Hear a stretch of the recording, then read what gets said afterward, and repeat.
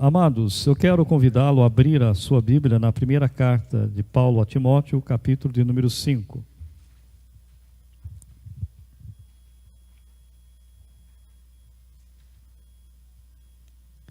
Para que você participe da leitura, eu acho que penso isso de fundamental importância, de você não só acompanhar quando eu leio aqui, mas você participando, lendo mesmo as Escrituras. Vou pedir aqui para o presbítero Orlando, no microfone, eu vou ler aqui os versículos ímpares e a igreja, juntamente com Orlando, estará lendo os versos de números pares. Isso para que os irmãos que estão assistindo aí, está sendo transmitido ao vivo, para que os irmãos possam também participar. Por isso que a gente sempre pede para falar ao microfone também. Primeira carta aos Coríntios, capítulo 5, vamos ler todo o capítulo, tá bom, queridos? Não repreendas ao homem idoso, antes exorta-o como a pai, aos moços como a irmãos.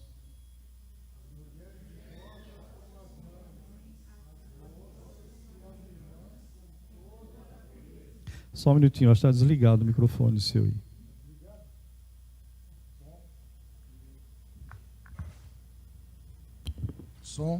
Som. Isso. Verso 3. Honra as viúvas verdadeiramente viúvas. Uma viúva bem filhos e netos, que estes aprendam primeiro a exercer piedade para com a própria casa e a recompensar seus progenitores, pois isto é aceitável diante de Deus. Aquela, porém, que é verdadeiramente viúva e não tem amparo, espera em Deus e persevera em súplicas e orações noite e dia. Entretanto, a que se entrega aos prazeres, mesmo viva, está morta. Prescreve, pois, estas coisas para que sejam irrepreensíveis. Ora, se alguém não tem cuidado dos seus, e especialmente da própria casa, tem negado a fé e é pior do que o descrente. Não seja inscrita, senão viúva, que conte ao menos 60 anos de idade, tenha sido esposa de um só marido. Seja recomendada pelo testemunho de boas obras, tenham criado filhos, exercitado hospitalidade, lavado os pés aos santos, socorridos aos atribulados, e viveu na prática zelosa de toda boa obra. Mas rejeita viúvas mais novas, porque quando se tornam levianas contra Cristo, querem casar-se, tornando-se condenáveis por anular o seu primeiro compromisso. Além do mais, aprendem também a viver ociosas, andando de casa em casa, e não somente ociosas, mas ainda tagarelas, intrigantes, falando o que não devem. Quero, portanto, que as viúvas mais novas se casem, criem filhos, sejam boas donas de casa e não deem ao adversário a ocasião favorável de maledicência. Pois, com efeito, já algumas se desviaram seguindo a Satanás. Se alguma crente tem viúvas em suas famílias, socorra-as e não fiquem sobrecarregadas a igreja, para que essas possam socorrer as que são verdadeiramente viúvas. Devem ser considerados merecedores de dobrados honorários os presbíteros que presidem bem, com especialidade os que se afadigam na palavra e no ensino. Pois as Escrituras declaram: não amoleça o boi quando pisar o trigo, e ainda, o trabalhador é digno do seu salário. Não aceites denúncia contra presbítero, senão exclusivamente sob o depoimento de 2 ou 3 testemunhas. Quanto aos que vivem no pecado, repreende-os na presença de todos, para que também os demais temam. Conjuro-te perante Deus e Cristo Jesus e os anjos eleitos, que guardes estes conselhos sem prevenção, nada fazendo com parcialidade. A ninguém imponhas precipitadamente as mãos, nem te tornes cúmplice de pecadores de outros. Observa-te a ti mesmo puro. Não continues a beber somente água. Usa um pouco de vinho, por causa do teu estômago e das tuas frequentes enfermidades. Os pecados de alguns homens são notórios e levam a juízo, ao passo que os que de outros só mais tarde se manifestam. Da mesma sorte, também as boas obras, antecipadamente, se evidenciam, e quando assim não seja, não podem ocultar-se. Obrigado. Pai bendito, mais uma vez nós nos colocamos diante do Senhor e colocamos a nossa vida nas Tuas mãos. A Tua palavra que foi lida, que o Teu Espírito Santo ilumine o nosso coração, a nossa mente, os irmãos que estão aqui presentes, e que o coração esteja atento, aberto, para ouvir a Tua palavra. Que o Teu Espírito Santo fale ao nosso coração, em nome de Cristo Jesus. Amém. Amados, eu tenho exposto aqui a primeira carta a Timóteo. Paulo declara a razão por que Timóteo foi deixado lá em Éfeso. Capítulo 1 e capítulo 2, Paulo ele deu diretrizes concernentes à conduta dos homens e mulheres para com o culto público. No capítulo 3, Paulo ensina sobre os requisitos para quem deseja ser presbítero e diácono na igreja. Capítulo 4, Paulo ele aponta o caminho que Timóteo deveria seguir a fim de enfrentar a apostasia e tornar-se mais eficiente como ministro de Cristo. E no capítulo 5, que nós acabamos de ler, Paulo, o apóstolo, dirige a atenção de forma mais especial para vários grupos dentro da igreja de Cristo. É bom você lembrar que quando você lê as cartas de Paulo, ele é um exímio doutrinador, ensinador para a igreja de Cristo. O próprio Jesus que instituiu a igreja, que fundou a igreja, né? O que é que Jesus Cristo disse em Mateus? Que Mateus revela? Eu fundei, eu instituo a minha igreja, e o quê? E as portas do inferno não prevalecerão contra ela. Isto é, eu edificarei a minha igreja e as portas do inferno não prevalecerão contra ela. A igreja pode passar perseguições, como tem passado desde quando Jesus Cristo veio ao mundo, né? Ela vai continuar passando perseguições, às vezes mais, às vezes menos.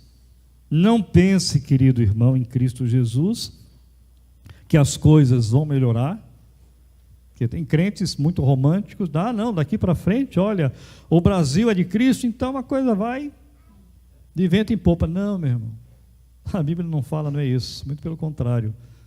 A Bíblia fala que quando Jesus Cristo estivesse próximo à sua vinda, a perseguição contra a igreja, ela continuaria, e de uma forma muito ferrenha, e Paulo orienta a igreja a esse respeito.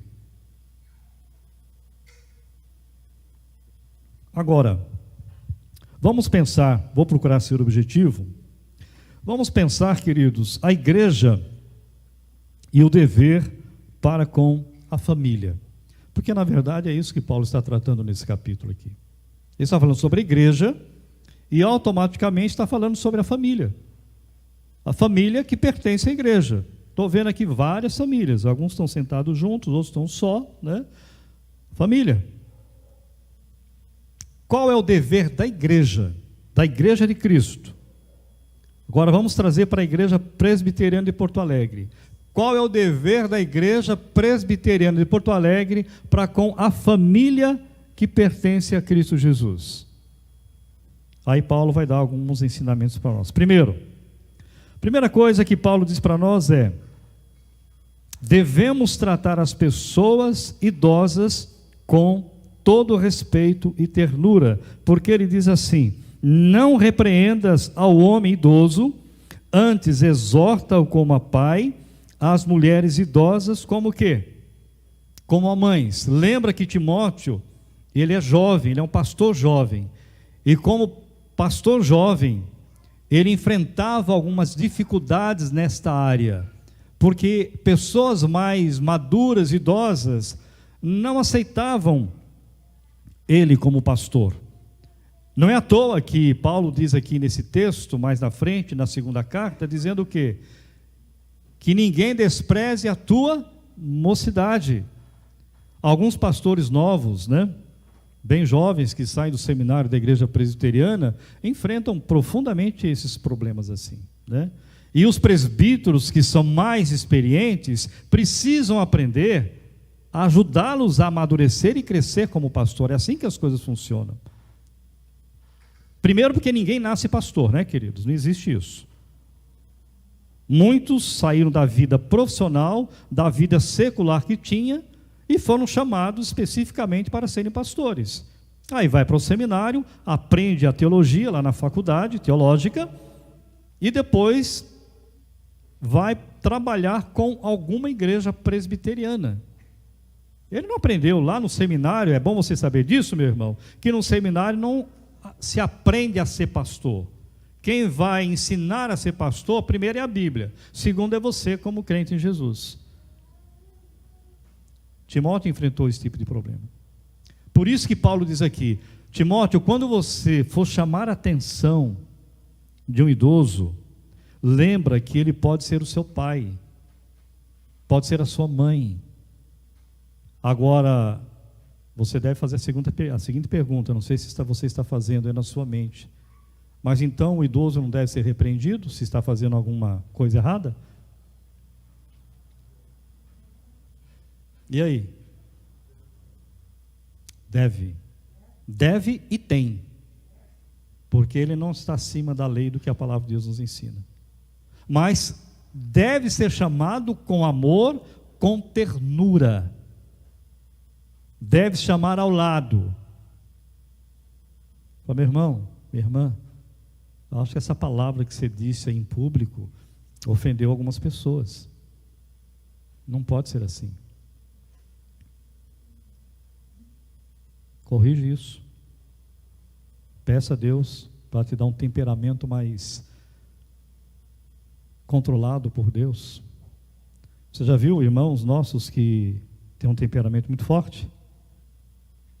Já viu irmãos nossos, pessoas idosas, que o estupim ele é curto e alguns nem estupim têm?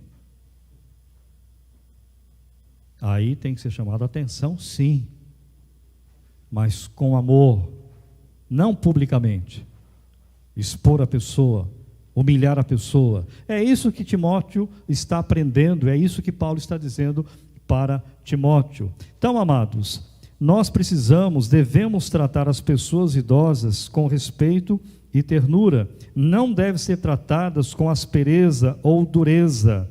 A palavra exortar aqui que Paulo usa, logo no primeiro versículo e no segundo versículo do texto, a palavra exortar é a palavra paracaléu. O que significa isso?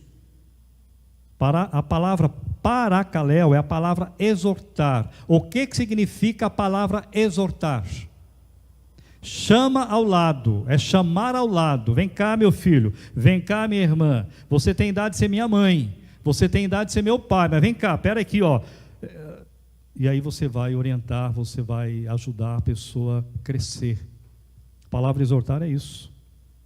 É isso que Jesus Cristo fez com os discípulos o tempo todo. Tempo todo. Quantas e quantas vezes você lê nos evangelhos que Jesus está na casa de um deles, ou está particularmente chamando a atenção deles a respeito de cresçam.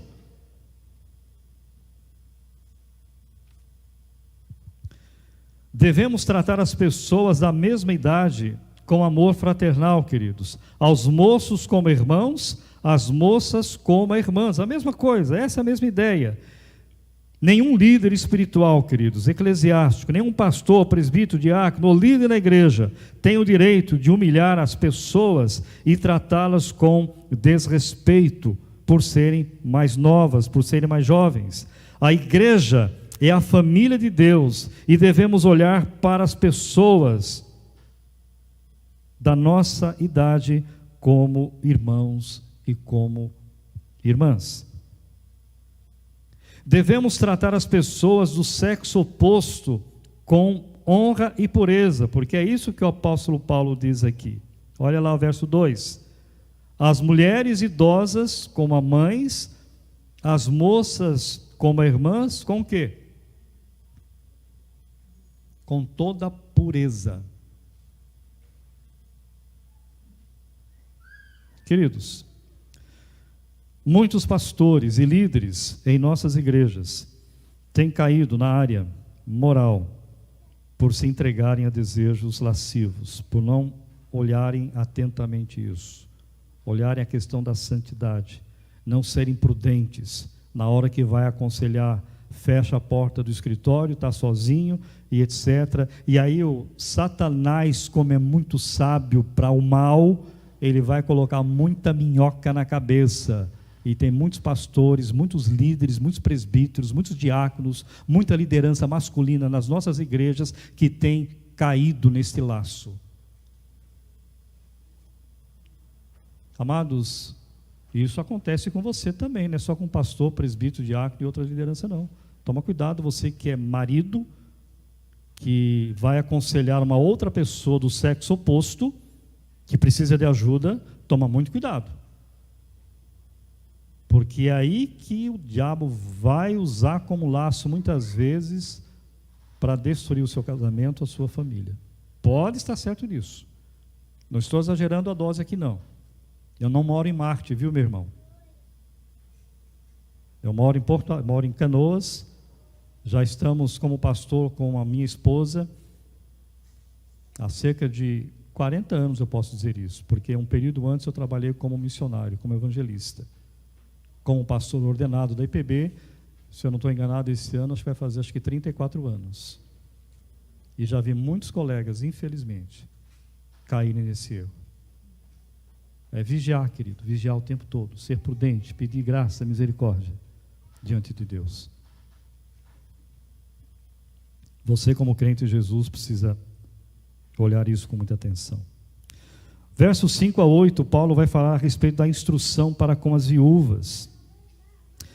Considerando as viúvas como pessoas que necessitam de consideração e cuidado, devem ser distinguidas com honra e auxílio aquelas que, por um lado, são desvalidas, isto é, são pessoas que são imorais muitas vezes. Aqui Paulo fala de duas qualidades de viúvas, para que Timóteo orientasse a igreja. Primeiro, aquela viúva que verdadeiramente era crente, ele diz aqui. Depois ele fala aquelas viúvas que são novas, mas que são relaxadas, que vivem uma vida imoral. Paulo não proíbe casar aqui de novo não, viu? O texto não fala isso. Ao mesmo tempo que ele corrige isso, que ele fala isso para Timóteo, ele vai dizer o quê? Ele vai dizer que aquelas viúvas novas, crentes, que case. Leia o texto novamente, não vou ler aqui porque o tempo está bem avançado. Agora, amados, a verdadeira viúva crente, que não tem ninguém da sua família, nos dias de Paulo, e olha que nos dias de Paulo, ser viúva e até mesmo ser mulher, era muito mais difícil, minha irmã, do que hoje, viu? Muito mais complicado. Pode ter certeza disso. E não estou me referindo aqui nem à questão judaica.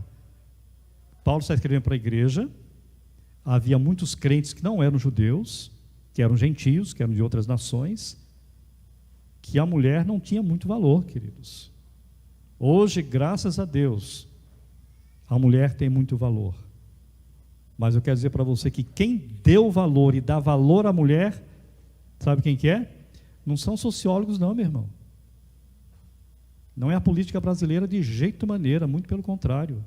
Quem deu valor e dá valor à mulher se chama Jesus Cristo.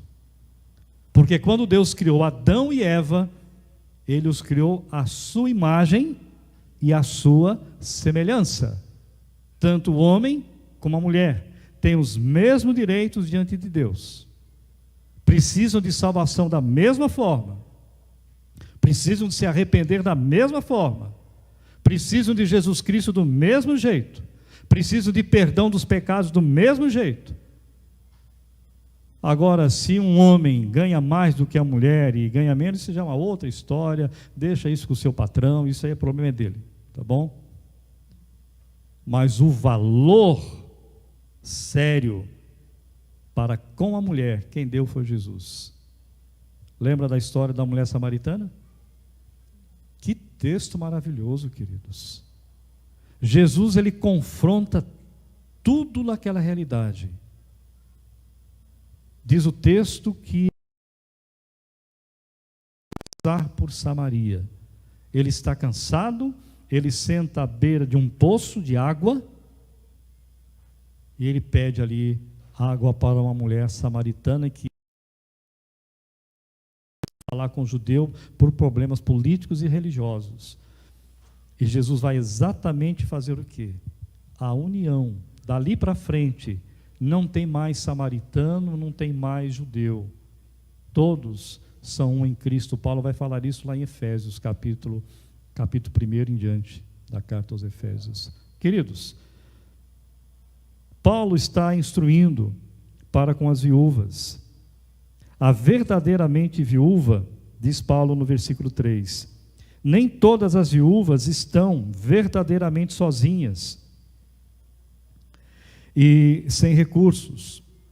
O apoio financeiro da igreja é obrigatório somente para viúvas que não tenham meios de prover suas necessidades básicas diárias.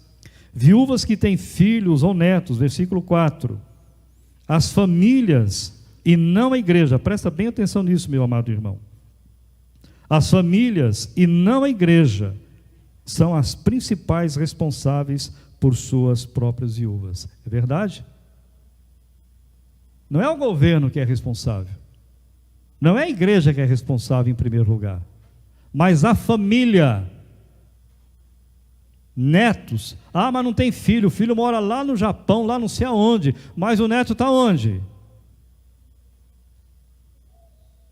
O neto só quer comer o bolinho da vovó?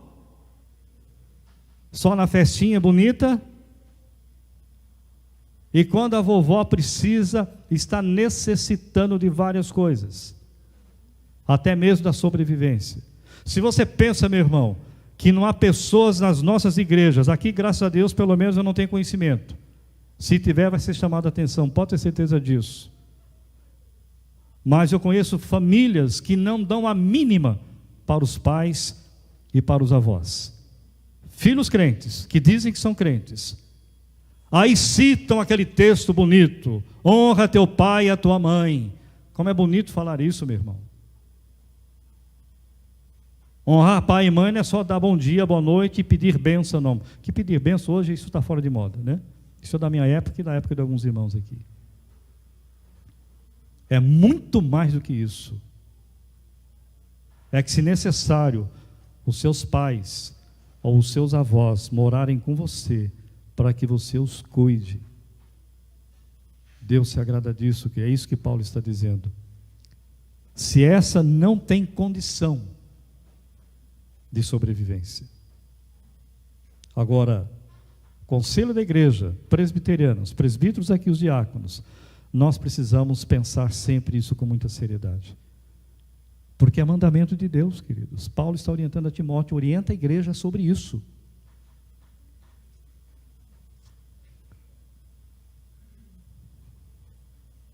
Três classes de pessoas eram especialmente cuidadas pelo povo de Deus, lá no Antigo Testamento: as viúvas, os órfãos e os estrangeiros, ou seja, pessoas sem cônjuge e sem pais e sem casa. A palavra de Deus, amados, descreve Deus como pai para os órfãos e defensor das viúvas. Eu não vou ler os textos aqui porque o tempo não dá, mas há uma infinidade de textos que vai fortalecer isso na vida de cada um de nós. A igreja de Jerusalém, por exemplo, Ela nomeou quantos homens para cuidar, inclusive das viúvas? Capítulo 6 de Atos, versos de 1 a 6. Escolheu 7 homens, que dali para frente vai se tornar a questão dos diáconos, para cuidar dessas pessoas, para cuidar de famílias que passavam necessidades. E lembra que na época de Paulo, na época da igreja primitiva, há muitos irmãos que receberam Jesus Cristo. Talvez você nunca soube disso, e talvez você que saiba esqueceu disso, ou esquece disso. Há muitos irmãos que trabalhavam, serviço público não é de hoje não, viu, meu irmão? Há muitos que trabalhavam no Império Romano, que era serviço público. Quando receberam Jesus e se converteram, o que aconteceu com eles? A história da igreja conta isso. Perderam as suas casas, perderam tudo, queridos. Bom, já que Jesus Cristo é o rei de vocês, não é César, então ele cuida de vocês. É exatamente isso. Não é à toa que Paulo, em várias cartas, ele orienta a igreja. Toma cuidado com as viúvas. Toma cuidado com os órfãos, porque é bíblico. Toma cuidado com aqueles que estão desamparados. Amados, estou chegando aqui no final.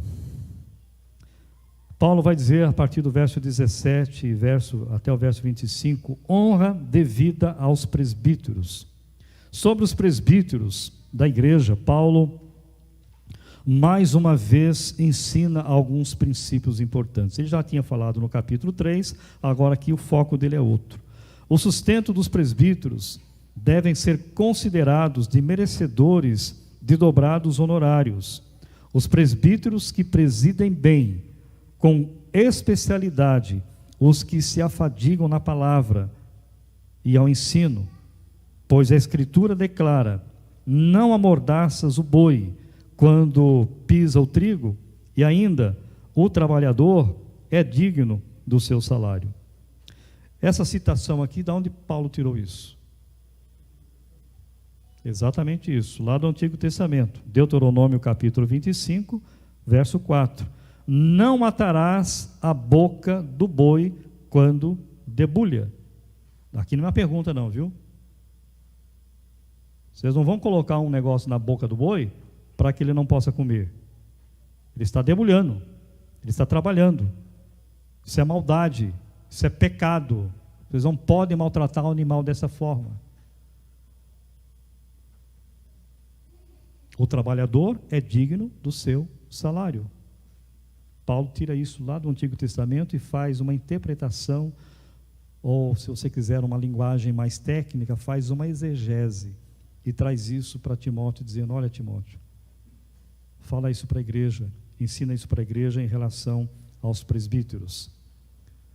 O cuidado com o animal distinguia, queridos, o judeu dos povos incrédulos, que não tinha nada a ver com Deus. Tinham que ser diferentes, até no trato dos animais. Paulo destaca aqui 3 verdades. Primeira delas, a posição dos presbíteros. A função deles é presidir, ou seja, exercer a liderança nas igrejas locais. Segundo, a distinção dos presbíteros. Eles têm o papel de presidir, governar e administrar. Mas alguns se dedicam exclusivamente ao ministério do ensino. Então, temos presbíteros o quê? Que é chamado hoje, né? Que nós chamamos presbíteros regentes e presbíteros docentes. Presbíteros regentes são aqueles que ajudam o pastor a administrar a igreja, a dirigir a igreja, como se fosse uma empresa. Meu irmão, você que nos visita, você que é irmão novo na fé, por trás da igreja há uma liderança que você desconhece, que labuta, dá isso aqui, olha, para que esse templo esteja do jeito que está. Labuta para que essa bendita rampa, que está uma porcaria, me desculpe a expressão, para fazer uma rampa nova, que traz engenheiros, que faz reuniões e mais reuniões, que faz orçamentos e mais orçamentos. Agora os presbíteros estão envolvidos em quê? Você não sabe, eu vou falar. Você sabe do roubo que aconteceu na igreja semana passada. Os bandidos entraram, cortaram energia lá da CE. São malucos, doidos, poderiam ter morrido, pendurado, ficar pendurado ali. Roubaram algumas coisas aqui da igreja. Os presbíteros hoje estão reunidos já há um bom tempo para ver como nós vamos fazer uma melhor segurança para a igreja. Nós louvamos a Deus porque eles não entraram aqui no templo. Porque se eles tivessem entrado aqui no templo, eles tinham feito uma verdadeira feira. Só a mídia ali, as coisas que nós temos ali, não vou falar o valor porque está sendo transmitido ali, sei lá eu se tem um maluco que está ouvindo isso aí. Atrás disso tem presbíteros, regentes, juntamente com o pastor, para fazer o melhor. Não é só para a igreja, queridos, mas é porque Deus merece o melhor. É isso que Paulo está dizendo para Timóteo. Orienta para a igreja, Timóteo. Faça isso. Terceiro, primeiro aqui a posição dos presbíteros. Segundo, a distinção dos presbíteros. Terceiro, a sustentabilidade dos presbíteros. Naquela época, presta atenção nisso aqui, meu querido. Naquela época, na época de Paulo, os presbíteros tinham dedicação exclusiva ao ministério. Deveriam ser remunerados de forma digna para desempenharem o seu trabalho. Lembra que Paulo, qual era a profissão de Paulo? Era fazedor de tendas. Chegou um tempo na vida de Paulo, que ele não tinha mais como estar fazendo tendas, estar fazendo casas. Ele deixou completamente isso e se entregou completamente ao ministério. Algumas igrejas o ajudavam. Então Paulo está orientando a Timóteo: olha, aqueles que se afadigam, aqueles que presidem bem, precisam receber o seu salário de maneira digna. É isso que Paulo está dizendo aqui, meu querido irmão. Paulo vai falar da disciplina bíblica. É uma das marcas da igreja, viu, queridos? A disciplina bíblica é uma das marcas da igreja verdadeira, a partir do verso 19 a 21. A história da igreja mostra que a liderança da igreja sempre foi atacada por pessoas ímpias. Inimigos do evangelho, muitas vezes, se vingam nos ministros do evangelho. Atualmente, vivemos um período em vários setores na sociedade de fake news, falsas notícias, calúnias e difamação. As redes sociais estão assim. As redes sociais virtuais estão encharcadas de falsas notícias, muitas delas incriminando pessoas inocentes e incriminando a própria igreja.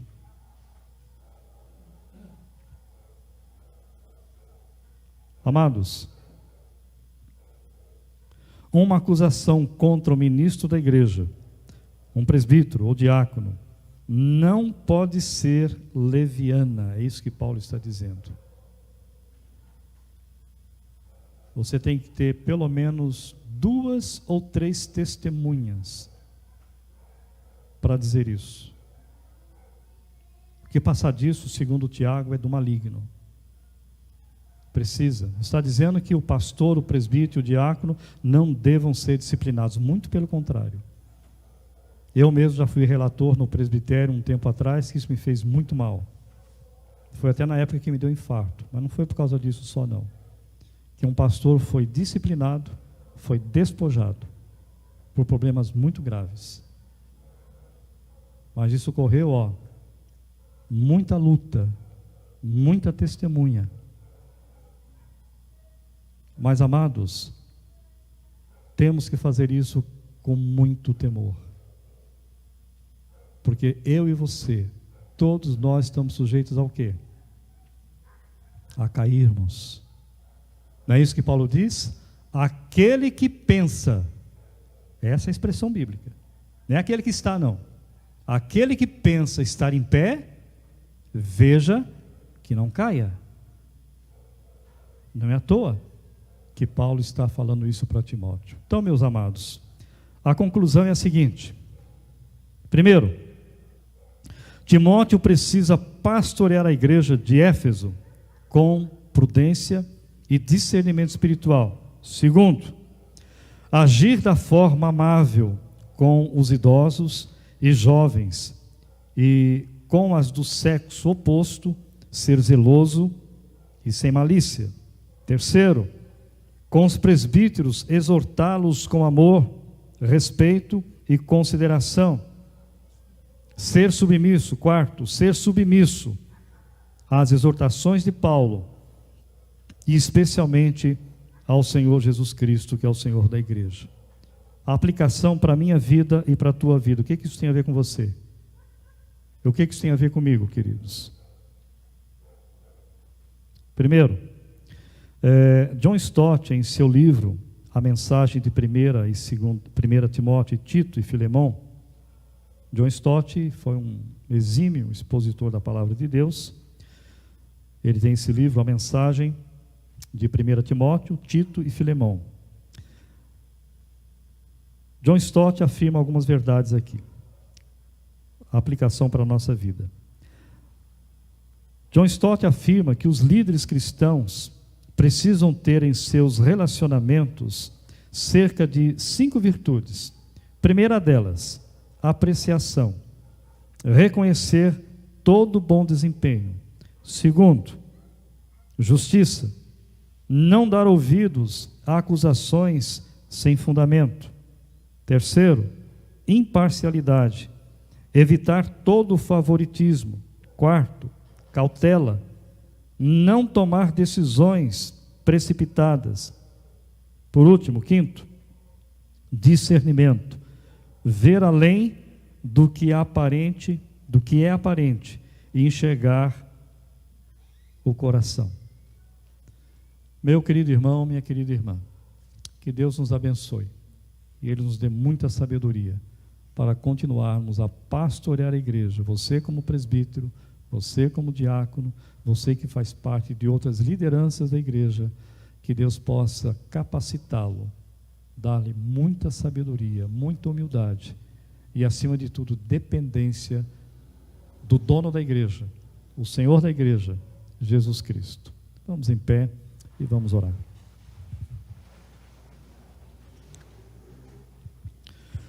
Pai de misericórdia, nós te agradecemos pela tua palavra que sempre traz ensinamentos sérios para a nossa vida. Nós te agradecemos porque o teu Espírito Santo sempre impacta a nossa vida com a tua palavra.